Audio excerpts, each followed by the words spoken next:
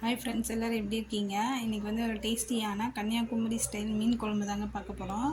நான் வந்து ஒரு 10 சின்ன வெங்காயம், 2 துண்டு தேங்காய், அப்புறம் சீரகம் எல்லாம் சேர்த்து நல்லா மைய அரைச்சி வச்சுக்கிட்டாங்க. அப்புறம் ஒரு கடாயில் மீன், அப்புறம் தேவையான அளவு தக்காளி, 2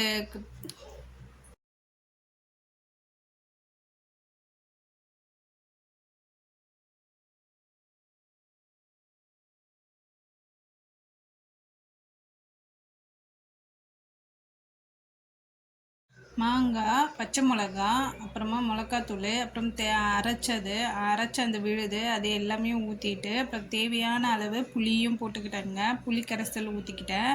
அப்புறம் மிளகாத்தூளும் தேவையான அளவு போட்டுக்கிட்டேன். எல்லாத்தையும் போட்டு நல்லா வந்து கலக்கி விட்டுட்டு வந்து கொதிக்க வைக்கணும். நல்லா கொதித்து அது சுண்டி வரும்போது கருவேப்பிலை கொத்தமல்லி போட்டு இறக்கிடணுங்க.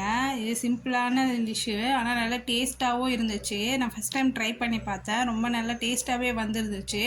நீங்களும் ட்ரை பண்ணி பாருங்கள்.